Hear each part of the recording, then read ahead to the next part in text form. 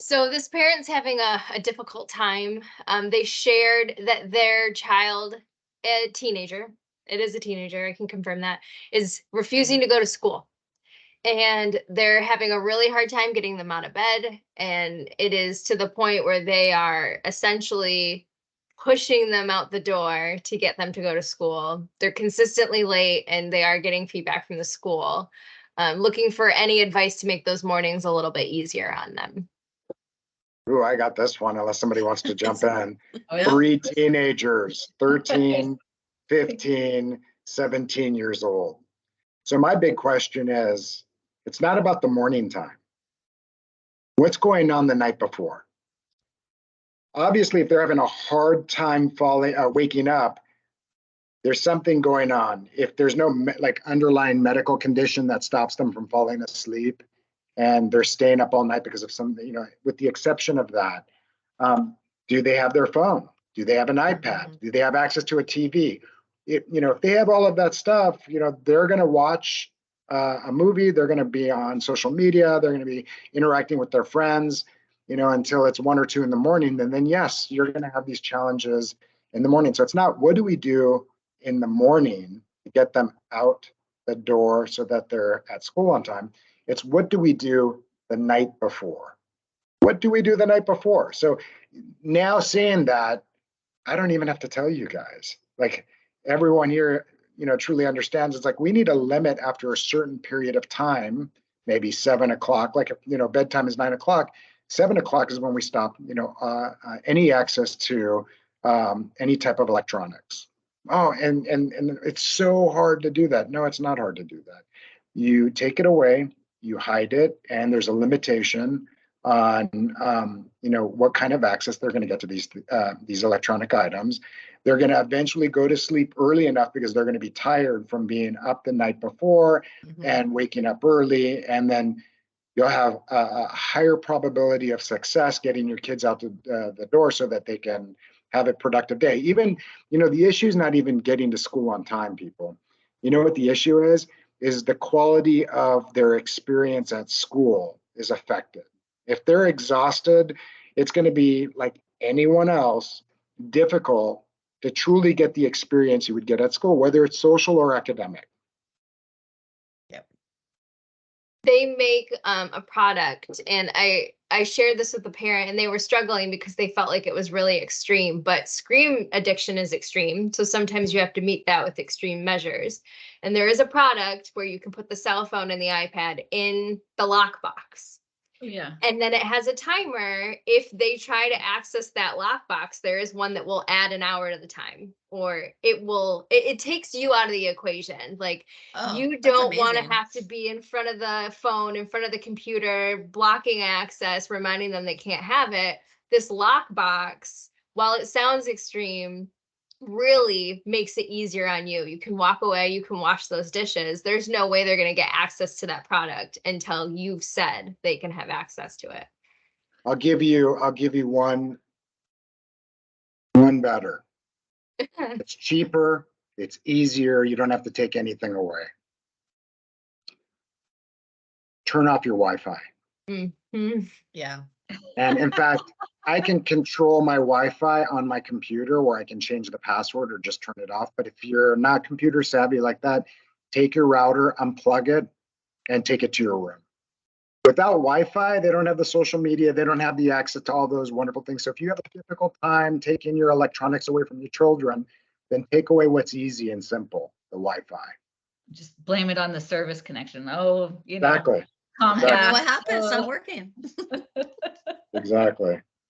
But I was also thinking too, like we were talking earlier about modeling, right? Like modeling that behavior. So if we're saying like the cutoff time is 7 o'clock, but here we are on our devices, scrolling through social media, doing all these things, like we need to model that same type of behavior. It's like when they're done, we're done. It's hard, but it's like, what are we doing with our time that isn't involved with the electronic or whatever? It's like, then we all just as a family, they're going to do what we're doing. So if they see us on our phone, they're going to be on their phone. But if we put our stuff up and their stuff is up, then we're all kind of doing the same things, and to eliminate that time before bed. So that way they're a little bit more tired before going to sleep. And I do think that like thinking about it as like a long-term thing rather than just like right now, the problem is like getting him up, like, how you were saying, like getting him up out of the bed and just getting to school on time. And like Eric backtracking it and saying like, well, what's happening at night? But, just trying to think of like setting your kids up for success, even as when they're adults. All of those things are just so important, those skills. Like one thing that I struggle with is just getting out on time, just in general. That's a hard thing for me to do. But I was able somehow with my oldest, especially, she's so good because I knew that was a skill that was like, I wish I had, and I wish I had it when I was younger. So then it would be easier now. But she is every night before she goes to bed. She sets out her clothes. She puts everything, she writes lists of anything she has to do the next day. And so she really sets herself up for like success. And I could just see how that's going to be such a great skill for her, like all the way through, like when she's an adult and like going to work and all those things. Like she does all those things that I wish I did, like on a regular. And I get into, sometimes I'll do it, sometimes I won't, but she is like clockwork, does it every time. And so I think that thinking about it as skills, not just as like the short-term problem, but like the long-term, like what skills do you want your kid to have, I think is like important to think about. But Eric, I did have a question.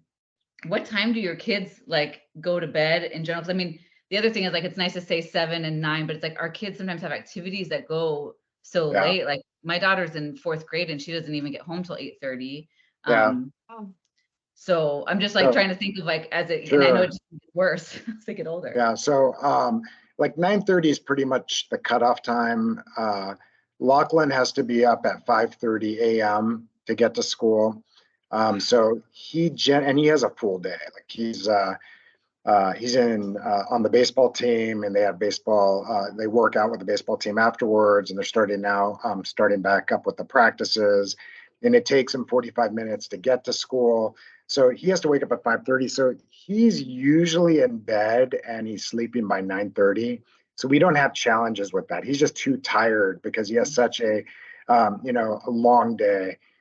During the weekends, he's up obviously later, but I try to wake him up on Sunday mornings. I don't really like seeing them sleep past 9 because it makes it a struggle for them at night. the following day. So I'll try to wake them up. My other two, they're usually in bed by 9:30 at the latest. And again, they're teenagers now. My daughter's easy. She likes to be in bed at a certain time. So it's like 9:30 with her. And then my middle son is, it's pretty simple as well. So it's about 9:30. We don't go ahead. Oh, like, are they like in bed and they're just like reading or finishing their homework, or they're just like really going to bed, like lights out? Oh, my daughter is in bed by 9:30 and she's out pretty much minutes later, like at the latest 9:30. Same with my middle son. I would say Lachlan is probably, he's in bed by 9:15 and he's probably, it varies. Sometimes it's a little later, but they're done. I mean, they're sleeping by that time. Yeah. Amazing. Yeah. But again, it's like with my oldest, he has a full day. He wakes up at 5:30. He eats his breakfast. He has to drive out to school, to get there he has to leave by 6:30 to get there by 7:30. So he's not tardy. And then, he, does everything in terms of all the classes, his homework. He does his baseball practice stuff. And then, he's home kind of like around sometimes at 6:30, 7. So it's a full day.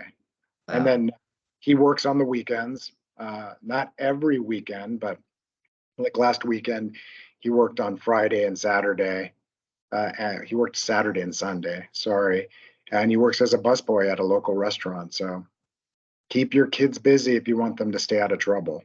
Yeah. I was just thinking about that parent, and if they have after school activities or jobs on the weekends, and if they don't, that's another really simple thing to start exploring.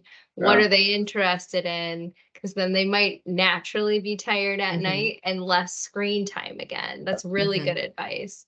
And I think it's really important for like a lot of people may have a difference in opinion here, but I think it's important for teenagers to have a job that's not going to interfere with the academic progress we would expect in school. But I think it's very important for them to have the experience at a young age, the responsibilities of having a job, and I look back and a lot of the people that I have seen as successful, and I've told you guys in the past, my definition of success is happiness.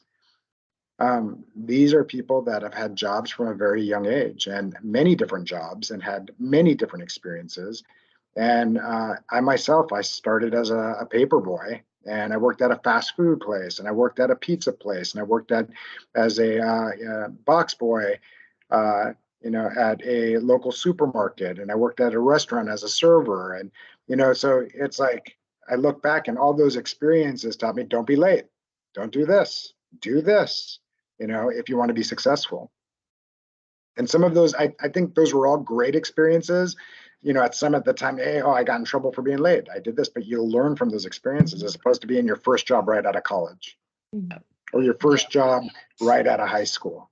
I think it's important for if you're working, you're not spending money, you're making money. So that's another thing as an adult. If I'm working, I'm not spending money, I'm making money. Yeah, True. and that's like learning when making mistakes, and learning from the mistakes when the stakes are a lot lower, instead of when it's high stakes. Yeah, you get to break eggs in somebody else's kitchen. Mm-hmm. Yep. So that's 2 things for you to try. Less screen time at night, limiting that, and getting into some activities after school. So try those out and let us know how it goes. Let us know your challenges. Let us know your successes. We would love to hear how those recommendations go.